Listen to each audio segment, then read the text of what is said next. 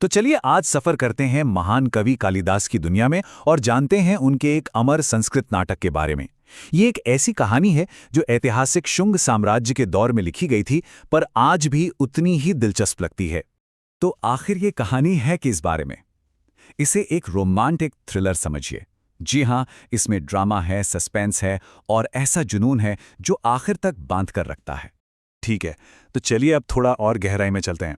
हम बात कर रहे हैं महाकवि कालिदास की और जानते हैं इस नाटक में क्या खास है। ये उनकी सबसे पहली रचना मानी जाती है। सोचिए, लगभग 450 ईसा पूर्व की बात है ये। और सबसे दिलचस्प बात पता है क्या है?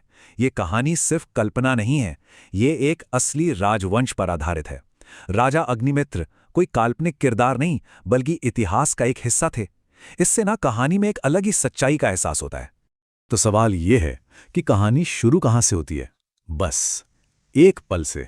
वो एक पल जब राजा की नज़र पहली बार उस रहस्यमयी डांसर मालविका पर पड़ती है, और बस उसी एक पल में सब कुछ बदल जाता है।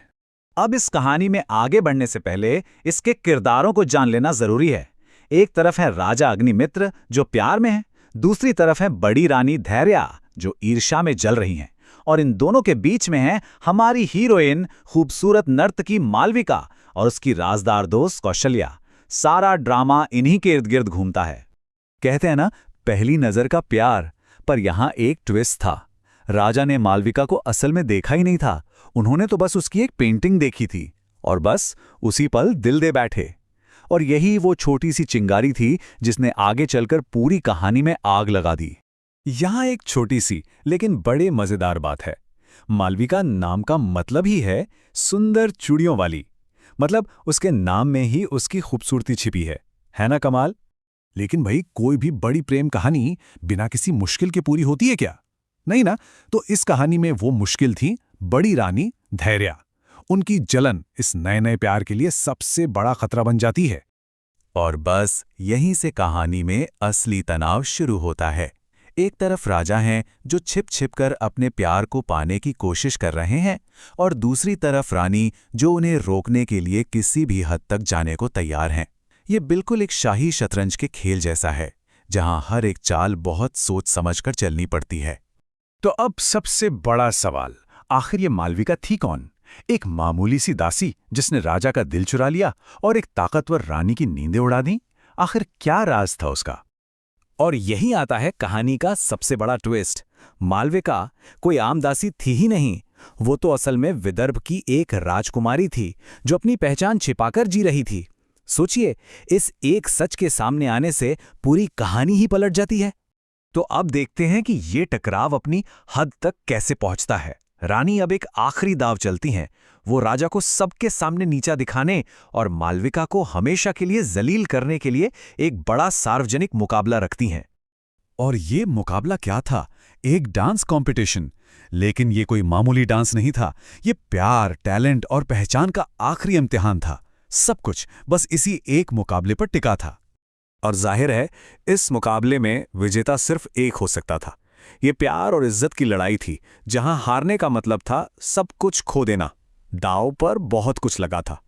और फिर आता है क्लाइमैक्स। मालविका का डांस तो सबको हैरान कर ही देता है, लेकिन उसकी सहेली की चालाकी से उसकी असली पहचान कि वो एक राजकुमारी है, पूरे दरबार के सामने साबित हो जाती है। ये सच की और इंसाफ की एक जबरदस्त जीत थी। चलिए, कहानी की तो हैप्पी एंडिंग हो गई, पर सवाल यह है कि ये 2000 साल पुराना नाटक आज भी इतना जरूरी क्यों है? चलिए इसकी विरासत को समझते हैं। कालिदास का जीनियस देखिए। उन्होंने इस पूरे नाटक को 5 हिस्सों या कहें कि एक्ट्स में बांटा है, और ये पांचों एक्ट्स प्यार की एक पूरी जर्नी को दिखाते हैं। पहली मुलाकात और आकर्षण से लेकर बीच की मुश्किलें और जलन, और आखिर में शादी और हैप्पी एंडिंग तक। कहानी कहने का क्या कमाल का तरीका है। तो आखिर हम मालविका मित्र को क्यों याद रखें?